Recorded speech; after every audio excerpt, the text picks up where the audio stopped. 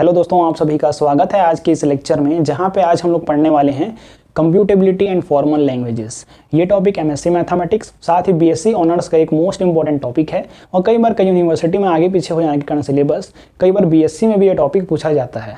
तो अगर आप ये टॉपिक आपके में है तो दैट इज़ ये वीडियो आपके लिए बहुत ही सही होने वाला है, क्योंकि यहाँ पे मैं आपको बहुत ही सिंपल लैंग्वेज, अगर आपको बहुत ही मिनिमम नॉलेज है, बहुत ही कम नॉलेज है, तो भी आप इसको अच्छे से समझ लोगे, क्योंकि ये बुक में बहुत ही कॉम्प्लिकेटेड वे में होता है। तो मैं आपको बहुत ही सिंपल लैंग्वेज में रिलेट करते हुए समझाने वाला हूँ। तो वीडियो को स्टार्टिंग से एंड तक देखना। अगर आप इसे एग्जामिनेशन से पहले देख रहे हैं, होता है कई बार हम पढ़ते नहीं हैं तो एग्जामिनेशन से पहले देखते हैं, तो आपको क्या करना है, ये वीडियो आपके लिए बहुत ही हेल्पफुल होने वाला है, क्योंकि ये बहुत ही शॉर्ट टाइम में होने वाला है। तो चलिए क्लास को स्टार्ट करते हैं और समझते हैं आज का टॉपिक। सबसे पहले हम इसका हेडिंग से स्टार्ट करने वाले हैं, चैप्टर के नेम से स्टार्ट करने वाले हैं कि होता क्या है कंप्यूटेबिलिटी एंड फॉर्मल लैंग्वेजेस। कंप्यूटेबिलिटी का मतलब ये होता है कि कोई भी प्रॉब्लम को सॉल्व करते हैं स्टेप बाय स्टेप, प्रिसाइज वे में, कंसाइज वे में, तो उसको बोलते हैं कंप्यूटेबिलिटी।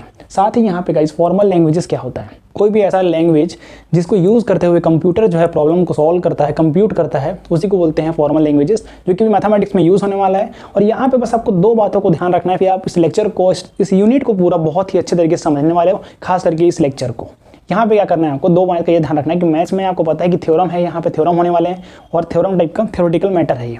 तो यहाँ पे आपको मैथमेटिक्स में सपोज मानते हैं, हम लेट मानते हैं, तो वो आपको ओपन माइंड रखना है कि हाँ ऐसा मानने वाले हैं, सपोज मानेंगे यहाँ पे। एंड सेकंड थिंग आपको ये ध्यान रखना है कि ये लैंग्वेज है, मतलब यहाँ पे आज का टॉपिक होने वाला लैंग्वेजेस। तो ये भले मैथ्स का लैंग्वेज है, लेकिन आपको दिमाग में रखना है कि ग्रामर जैसे लैंग्वेज होता है हमारा, तो वहाँ सेट ऑफ रूल्स होते हैं, रेगुलेशंस होते हैं, सेम वैसा ही है। तो सेम उसको ऐसा आपको इमेजिन करना है, फिर हम इसको सॉल्व करने वाले हैं, समझने वाले हैं एक एक चीज़ को। एक डेफिनेशन बहुत इंपॉर्टेंट होने वाला है, क्योंकि अगर इसे आप समझ गए तो आगे आप बहुत ही एफर्टलेस सोल्व करने वाले हो, और ये बहुत ही इंपॉर्टेंट था मुझे बताना, इसलिए मैं आपको बता रहा हूँ। चलिए स्टार्ट करते हैं। लैंग्वेजेस यहाँ टॉपिक का नेम है, और उसके बाद इसके अंदर सब डेफिनेशंस आएंगे, उसको समझते हैं बहुत ही अच्छे तरीके से। सिंबल क्या होता है, व्हाट इज सिंबल। सिंबल क्या, जैसे कि मैंने आपको बताया कि लैंग्वेजेस हम पढ़ रहे हैं, तो लैंग्वेज में क्या होता है, जैसे कि ए बी सी डी अगर हमारा अल्फ़ाबेट है हमारे पास, तो यहाँ पे ए क्या एक सिंबल है। हमें पहले से पता नहीं था कि ए इस शेप का होता है, हमने एक सिंबल दिया उसे, है ना, तो हम पहचानते हैं। सिमिलरली यहाँ पे हम देखते हैं a symbol is the most basic building of block. कोई भी लैंग्वेज है अगर, तो उसका सिंपल सी बात है, सिंबल जो है मोस्ट बेसिक बिल्डिंग ब्लॉक होगा। एग्जांपल के तौर पर लेटर्स और डिजिट्स होते हैं, जैसे 1 2 हम लिखते हैं, 0 1 2, तो वहाँ भी हमने सिंबल दिया है कुछ। अब यहाँ पे इसको और मैथमेटिक्स टर्म में समझना है, जो कि आपको एग्जामिनेशन में लिखना है।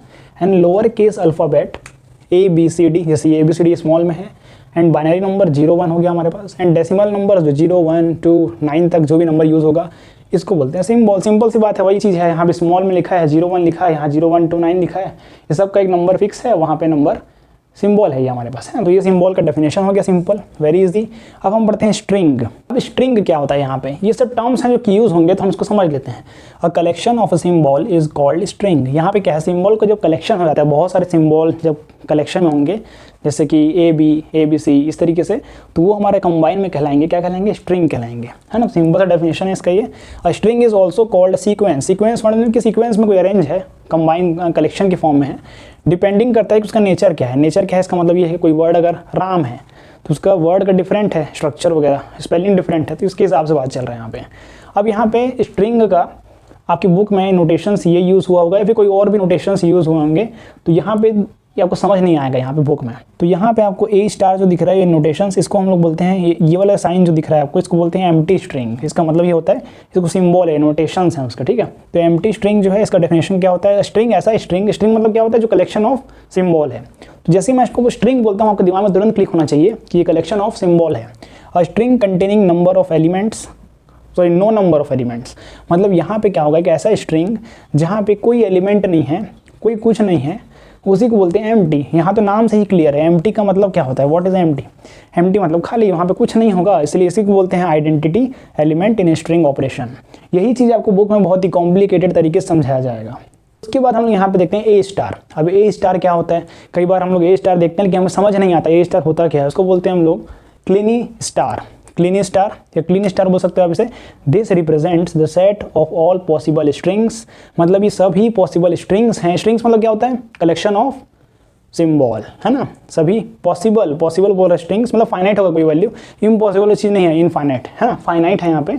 दैट कैन बी फॉर्म्ड, जो फॉर्म हो सकता है यूजिंग सिंबल। सिंपल सी बात है, सिंबल से ही फॉर्म करेंगे हम स्ट्रिंग को, from alphabet A including the empty string. यहाँ पे हाँ ध्यान रखने वाली बात यहाँ ये है ए स्टार में कि हमें यहाँ पे एम्प्टी स्ट्रिंग को भी इंक्लूड करना है ना। तो ये हो गया। अब बेसिकली ये जो टॉपिक है ये इंपॉर्टेंट इसलिए होता है गाइस, क्योंकि यहाँ पे कंप्यूटर जो लैंग्वेज यूज़ करता है, जिससे कंप्यूटर प्रॉब्लम को सॉल्व करेगा, वही बेसिकली हम लोग यहाँ पे एक सेट ऑफ इंस्ट्रक्शन देख रहे हैं, किस तरीके से step by step computer solve करेगा, उसके लिए एक फॉर्मूला बना रहे हैं, समझ सकते हो आप इसे। तो इसलिए मैथमेटिक्स स्टूडेंट के लिए समझना बहुत ही इंपॉर्टेंट हो जाता है कि बेसिकली आप कंप्यूटर को एक कोडिंग दे रहे हो, फॉर्मूला दे रहे हो, जिसके थ्रू वो प्रॉब्लम को सॉल्व कर पाएगा। जैसे कंप्यूटर में बहुत सारे लैंग्वेज होते हैं, C+, उस तरीके से यही लैंग्वेज बनाना सीख रहे हैं एक प्रकार से आप सकते हो। इसलिए बहुत ही इंपॉर्टेंट टॉपिक है और इसे आपको अच्छे से समझना है और एग्जामिनेशन में अच्छे से लेके आना है। अब हम लोग आगे बढ़ते हैं। यहाँ पे हमारा होने वाला है लेंथ ऑफ स्ट्रिंग। अब लेंथ ऑफ स्ट्रिंग क्या होता है ये समझते हैं। The length refers to the number of symbols. Length का मतलब क्या होता है कि नंबर ऑफ सिम्बॉल्स हैं।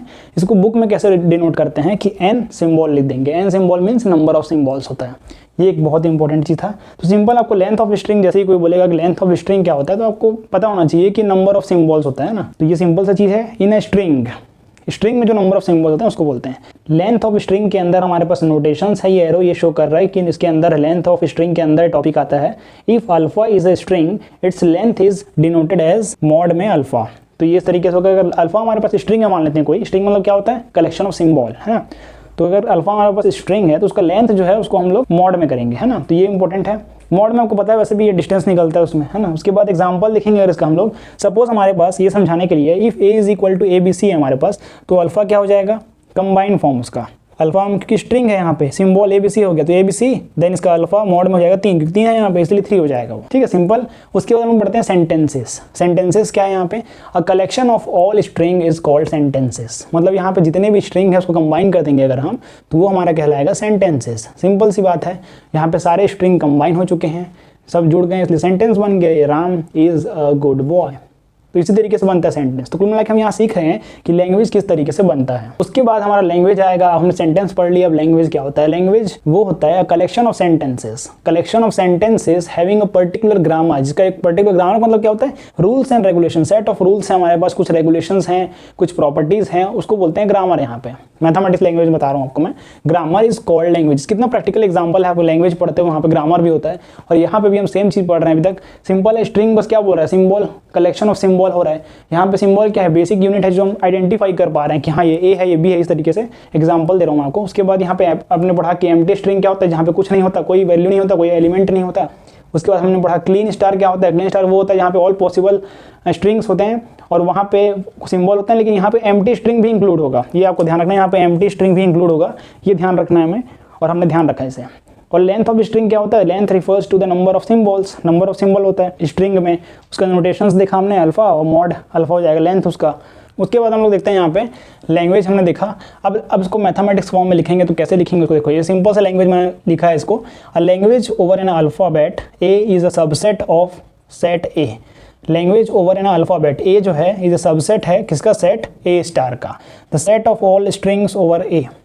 एग्जाम्पल समझते हैं इसको। सपोज हमारे पास लैंग्वेज 1 है, यहाँ पे मैथ्स के फॉर्म में सॉल्व कर रहे हैं प्रॉब्लम को। लैंग्वेज 1 है तो यहाँ ए है, बी है, सिंबल है, ए है, ए बी है, ए सी है, ए बी सी है और सी ए बी है हमारे पास, सपोज, है ना। अब इसका मतलब क्या होता है इसको समझते हैं। अब finite set of specific string, मतलब फाइनाइट मतलब क्या होता है पता है ना आपको, कुछ सर्टेन नंबर, मतलब इनफाइनाइट नहीं है हमारे पास, कोई फाइनाइट वैल्यू है। तो सेट ऑफ स्पेसिफिक स्ट्रिंग है कोई, मतलब फिक्स है, देख लो अब ए बी अलग अलग वैल्यू है यहाँ पे। तो ये हो गया हमारा L1, इसका मतलब मैंने लिखा है, तो ये लिखा है ए बी, इसी को मैंने इसका मतलब ये होता है, यहाँ एरो देख रहे हो, इसका मतलब इस टर्म का, ये मैथ्स में आपके पास यही लिखा रहेगा बुक में, L1 is equal to A B A B A C A B C और सी ए बी।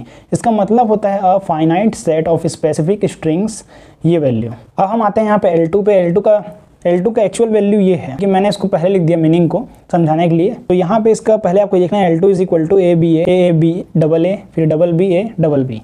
तो यहाँ पे क्या है, a set with a specific pattern यहाँ पे आएगा। तो कोई पैटर्न दिख रहा है आपको। L2 क्या है यहाँ पे देखो, ए बी ए है, फिर डबल ए आ गया, फिर डबल बी आ गया।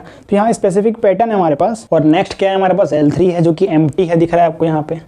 उसके बाद L4 का वैल्यू क्या है, L4 का वैल्यू दिखा यहाँ पे लिखा गया है ए के ऊपर आई, सी बी के ऊपर आई, जहाँ पे आई का value greater than equal to 1 है। इसका मतलब क्या है, 1 से कम नहीं होना चाहिए, 0 वगैरह कुछ नहीं हो सकता, 1 और 1 से बड़ा ही होना चाहिए। कोई भी वैल्यू पुट कर सकते हो यहाँ पे, ओपन हो गया फिर तो ये। अगर यहाँ पे हम 1 लिखेंगे तो यहाँ भी 1 लिखाएगा, सी तो एज इट इज रहने वाला है, इसलिए यहाँ पे मैं लिखा है एरो। इसका मतलब क्या होता है, इसका मतलब ये है गाइज यहाँ पे कि यहाँ पे इसका ये रिपीट हो सकता है। एक बार आई का वैल्यू पुट करेंगे 2 तो ए 2 बार हो जाएगा, बी 2 बार हो जाएगा, लेकिन सी कॉमन ही रहने वाला है सभी में, तो इसका वैल्यू ये होता है सिंपल। तो यहाँ 1 रखोगे तो 1 आ गया, 2 रखोगे तो 2 बार ए, 2 बार बी आएगा, और 3 लिखेंगे तो 3 बार ए हो जाएगा, सी एज इट इज़, और 3 बार बी आएगा। उसके बाद हम लोग बढ़ते हैं आगे।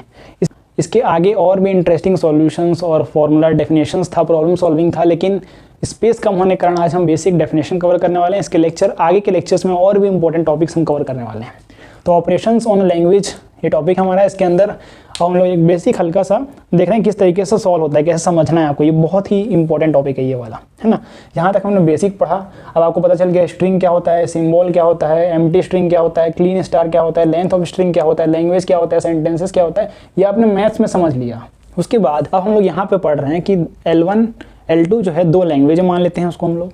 देन L1 L2 जो है सपोज मान लेते हैं कंबाइंड फॉर्म में, इसको आप अल्फा बीटा समझ रहे हो तो मल्टीप्लाई फॉर्म में समझ जाओ इसको, अल्फा बीटा साथ में। इसका मतलब such that alpha belongs L1, alpha जो है L1 से बिलोंग करेगा, मतलब जो भी अल्फा का वैल्यू होगा स्ट्रिंग का, जो भी उसके अंदर सर्टेन सिंबल्स होंगे, कलेक्शन ऑफ सिंबल होंगे अल्फा के अंदर, वो सारे L1 से बिलोंग करेंगे। और बीटा जो है हमारे पास, बीटा का एक सर्टेन स्ट्रिंग है क्योंकि उसके अंदर बहुत सारे सिंबल्स होंगे, वो L2 से बिलोंग करेंगे, लैंग्वेज 2 से। इसी को हम लोग कहते हैं कॉनकैटेनेशन। अब आपको ये वर्ड समझ नहीं आया कॉनकैटेनेशन होता क्या है, कॉनकैटेनेशन ऑफ L1 L2, इसलिए हम इसको समझने वाले हैं अब बहुत ही सिंपल लैंग्वेज में। कॉनकैटेनेशन ये होता है कि is the process of joining strings. देखो दो स्ट्रिंग है, दो लैंग्वेज है, अब उसके अलग अलग स्ट्रिंग है, उसको ज्वाइन करने वाले, joining strings from one language with strings from another to form new set. अब देखो दोनों लैंग्वेज को हम कंबाइन करेंगे L1 L2 को, तो जो न्यू सेट बनेगा उसी को बोलते हैं कॉनकैटेनेशन। समझ गए। उसके बाद एग्जाम्पल जो है हम एग्जाम्पल लेने वाले हैं, बहुत ही ईजी, बहुत ही सिंपल लैंग्वेज में समझेंगे इसको। हमारे पास लैंग्वेज L1 A और B है, उसके बाद L2 है हमारे पास A square AB B square. ये थोड़ा सा हमने अच्छा लिया एग्जाम्पल। अब यहाँ पे देखो ये हमारे पास सपोज ये है, अब इसे हमें ऑपरेशन करना, यूज़ करना है इस लैंग्वेज में। तो यहाँ पे क्या करेंगे, टू फाइंड हमें करना है L1 L2, हमारा मेन पर्पस क्या है, L1 L2 में फाइंड करना है। तो हमें क्या करना पड़ेगा कि you take every element of L1 and attach every element of L2 to it, मतलब L1 और L2 के एलिमेंट को हमें, सारे एलिमेंट को हमें अटैच करना है। तो कैसे करेंगे अटैच, मल्टीप्लाई कर देंगे, सिंपल। तो मल्टीप्लाई करो, आपके दिमाग में क्वेश्चन आएगा कि मल्टीप्लाई कैसे करते हैं, तो मल्टीप्लाई करने का तरीका मैं बता रहा हूँ आपको, बहुत ही सिंपल। यहाँ पे ये सेट है हमारे पास लैंग्वेज का। उसके बाद यहाँ पे हम लोग क्या करेंगे, सिंपल A से एक बार इसको मल्टीप्लाई करना है, फिर A से इसको मल्टीप्लाई करना है, फिर A से इसको मल्टीप्लाई करना है, फिर B से इसको मल्टीप्लाई करना है, B को इससे मल्टीप्लाई करना है, फिर B को इससे मल्टीप्लाई करना है। तो L1 L2 is equal to A dot A square, A dot AB, A dot B square और B डॉट AB। ये आ गया यहाँ पे नीचे में B dot B square, bracket close. Which simplify करेंगे इसको अगर हम, तो मल्टीप्लाई करें तो simple A dot A square A cube, फिर यहाँ पे A स्क्वायर B, फिर ये वाला A square A B square, फिर B A स्क्वायर हो जाएगा, B A B हो जाएगा यहाँ पे, उसके बाद B का क्यूब हो जाएगा। तो ये सिंपल सा आज हमने पढ़ा कि ऑपरेशन और लैंग्वेजेस कैसे होता है, और ये एक बहुत ही सिंपल टॉपिक था जो कि मोस्ट इंपॉर्टेंट टॉपिक है। तो गाइज अगर आपने यहाँ तक देखा है दैट मीन्स आप बाकी लोगों से बहुत ही डिफरेंट हो, क्योंकि सभी का रिटेंशन बहुत ही कम हो चुका है, वीडियो बहुत कंप्लीट नहीं देखते हैं लोग, पहले ही छोड़ के चले जाते हैं। अगर आपने यहाँ तक देखा है दैट मीन्स आपको कमेंट में लिखना है कि आई एम स्कोरिंग 100% मार्क्स। इससे मैं समझ जाऊँगा कि आपने वीडियो को यहाँ तक देखा है, मुझे पता चल जाएगा कितने सारे लोग यहाँ तक वीडियो को देखे हैं। इसके बाद आपको नेक्स्ट लेक्चर देखना है, जो कि वो भी बेसिक लेक्चर है, लेकिन आपको उससे बहुत कुछ समझने को मिलेगा, सीखने को मिलेगा, और ये आपके एग्जाम के लिए बहुत ही इंपॉर्टेंट हो जाता है। सो गाइज अगर आपको, आई होप गाइज आपको यहाँ तक समझ आ गया होगा। सो गाइज आज के लिए इतना ही, मिलते हैं किसी नए वीडियो लेक्चर में नए टॉपिक के साथ। तब तक के लिए जय हिंद, जय भारत, वंदे मातरम।